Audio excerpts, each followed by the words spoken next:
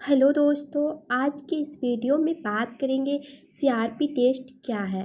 CRP blood test के प्रकार कितने हैं, सीआरपी टेस्ट क्यों किया जाता है, सीआरपी टेस्ट का जो नॉर्मल रेंज है वो कितना कितना होता है, यानी सीआरपी टेस्ट का सामान्य स्तर क्या है, सीआरपी का उच्च स्तर खतरा क्यों माना जाता है, और लास्ट में सबसे लास्ट में सीआरपी कम करने के उपाय क्या क्या है। तो दोस्तों, अगर आप हमारे चैनल पर नए हैं तो हमारे वीडियो को लाइक करें और चैनल को सब्सक्राइब करें, जिससे आपको हमारे सारे वीडियो आप लोगों तक पहुंचती रहेगी।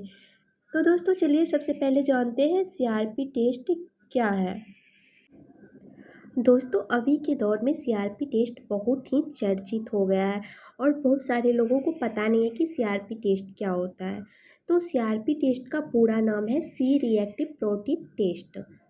सीआरपी टेस्ट का स्तर नॉर्मल स्तर होता है वो 10 mg पर लीटर से कम होता है। यह टेस्ट जो है एक ब्लड टेस्ट है जो शरीर में सी रिएक्टिव प्रोटीन की मात्रा जो होती है उसको मापने के लिए किया जाता है। सी रिएक्टिव प्रोटीन जो होता है वो मुख्यतः जो होती है बॉडी में सूजन, यानी बॉडी में कहीं भी फूला हुआ है स्वेलिंग है तो उस चीज़ों का पता करता है। सीआरपी एक प्रोटीन है और इस प्रोटीन को लीवर बनाता है। विशेषकर हमारे ब्लड में सी रिएक्टिव प्रोटीन की मात्रा कम होती है। अगर अधिक होती है तो हमारे लिए वो खतरे की निशानी है या फिर कोई डिसीज का इंडिकेशन है। अब हम बात करेंगे सीआरपी ब्लड टेस्ट के कितने प्रकार हैं, यानी कि सीआरपी ब्लड टेस्ट जो होती है वो कितने टाइप से किया जाता है। तो ये मुख्यतः 2 प्रकार के होते हैं, जैसे कि आप स्क्रीन पर देख पा रहे होंगे अभी। एक जो है स्टैंडर्ड सी रिएक्टिव प्रोटीन और दूसरा जो है high sensitivity C reactive protein test. तो ये दो विधि है जिसके द्वारा हम सीआरपी टेस्ट करते हैं। जैसे कि ये दोनों ब्लड टेस्ट जो है उसमें से स्टैंडर्ड सी रिएक्टिव प्रोटीन जो होती है उसको मापने में यूज किया जाता है।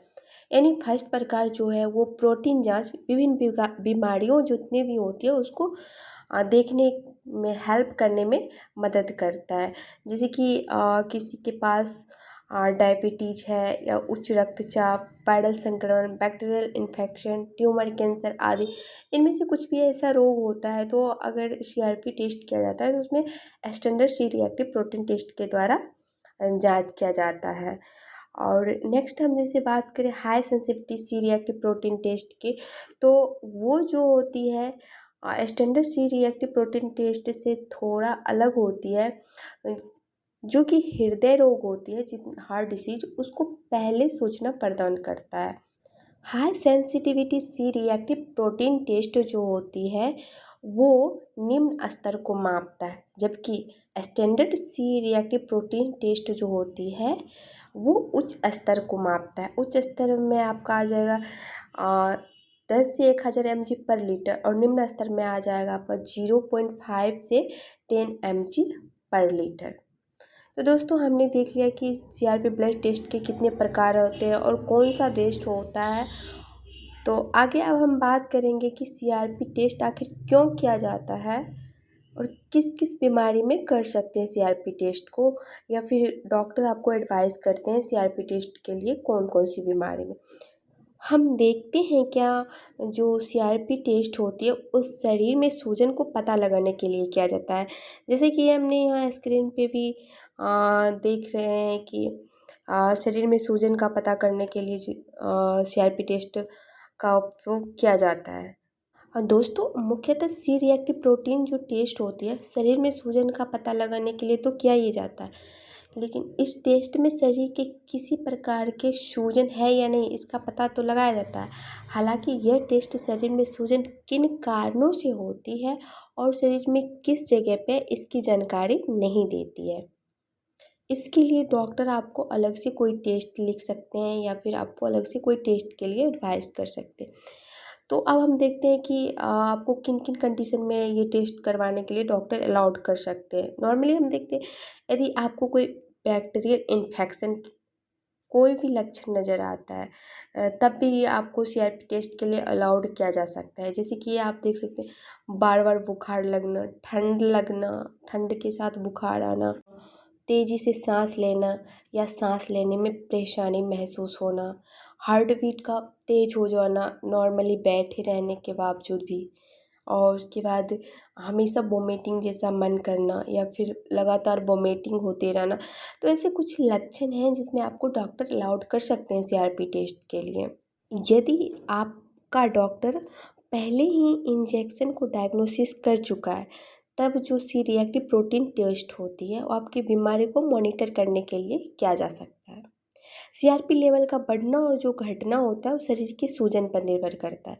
यदि आपके शरीर में सीआरपी लेवल कम होता है तो यह दर्शाता है कि सूजन का जो आपका ट्रीटमेंट चल रहा है वो काम कर रहा है, यानी कि सही हो रहा है। दोस्तों, हमने देख लिया कि अब सीआरपी टेस्ट क्यों किया जाता है और किस किस बीमारी में कर सकते हैं, कब किस कंडीशन में समझ सकते हैं हाँ ठीक हो रहा है, इतना तक तो हम समझ लिए। अब आगे हम जानेंगे कि सीआरपी का सामान्य स्तर क्या है, यानी कि सीआरपी टेस्ट जो होता है उसका नॉर्मल रेंज कितना कितना होता है। तो दोस्तों, जैसे सीआरपी टेस्ट का सामान्य स्तर है, तो मैंने जो कुछ स्क्रीन पर डाल रखी हूँ आप वो देख सकते हैं कि सीआरपी का जो सामान्य स्तर है कितना कितना है। तो फर्स्ट में देख सकते हैं जो स्वस्थ व्यक्ति होता है उसका स्टैंडर्ड सीआरपी का नॉर्मल स्तर जो होता है 0.8 mg पर लीटर से लेकर 3.0 mg पर लीटर तक होता है, जैसा कि आप देख रहे हैं। और अगर आप 3.0 mg पर लीटर से ऊपर चला जाता है तो वो एबनॉर्मल सीआरपी होता है, मतलब आपके शरीर में कोई बीमारी हो रही है, इसका कोई इंडिकेशन होता है। तो दोस्तों, हमने सीआरपी टेस्ट का सामान्य स्तर के बारे में भी जान लिया। आगे अब हम जानेंगे सीआरपी का उच्च स्तर खतरा क्यों माना जाता है, यानी कि सीआरपी का जो नॉर्मल रेंज होता है उससे जब अधिक बढ़ जाता है तो खतरा की कंडीशन क्यों माना जाता है।